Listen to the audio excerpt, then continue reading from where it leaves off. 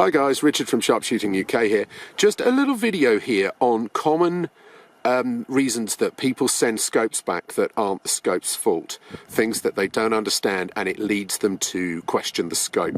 And as it's hard to empirically prove, you lose confidence in the device and you end up sending it back, and it's a big waste of time. One of them is spindrift.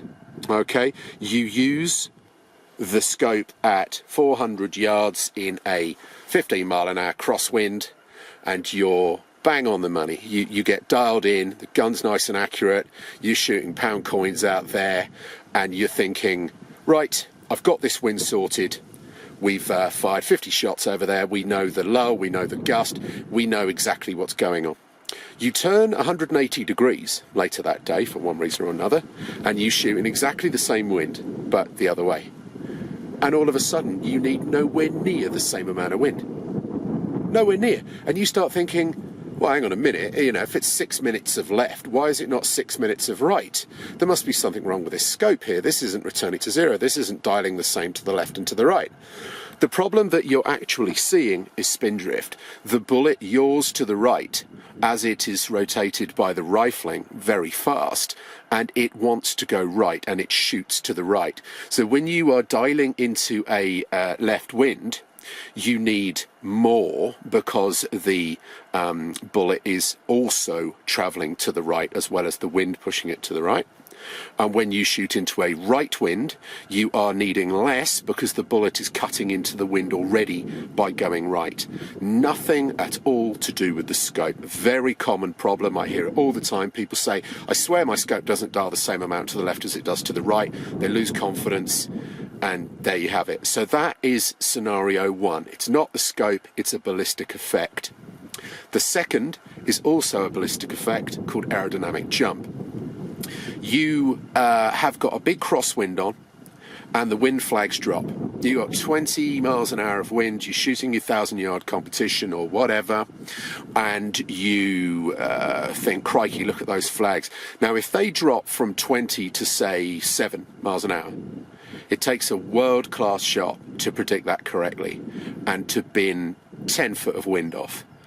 And you then miss high by 6-7 inches, depends on the bullet. And you think, bloody hell, my ret's level, I've dialed all this wind off, and I'm completely out of the X-ring. What's going on? This scope, it doesn't dial to the left properly. It goes up as well. And then another day you'll be shooting to the a different wind, and the wind will increase or lull, and you'll get this vertical, and you think, what is this? My scope's just, I can't trust it, you know? It's aerodynamic jump, and nothing to do with the scope. So, put it this way, the more you get a complete understanding of ballistics and the effect of various forces on your bullets, the more you realise that your scope is not the problem that you thought it might have been in the past. So, before you send your scope back, give some serious thought to the things that affect the bullet. People can be very quick to doubt and complain, and without any analysis they'll say, this thing's rubbish, I need this bigger, shinier, more expensive one, and they lose confidence in a product and they move on. What that is doing is wasting your time. So don't fall into these pitfalls. And there are faulty scopes out there, there are scopes that don't dial, but I think it's rarer than people imagine. I've been doing a lot of tracking testing recently, and I'm finding that by and large the famous tool target test isn't really the issue. I think it used to be when scopes used to not be calibrated properly, but you can't get away with that stuff anymore. I think what is separating the men from the boys in my testing is whether a scope will dial from top to bottom exactly through its whole adjustment range when crammed up against the stops for windage. I think that's much more relevant, whether it will sort of click properly while under duress, while stuck in the corners, as it were, up, down, left and right. I mean, and the 5-minute box test is laughable. I mean, anything will do that, you know, no problem. But I digress. But be aware that there are things that affect your scope that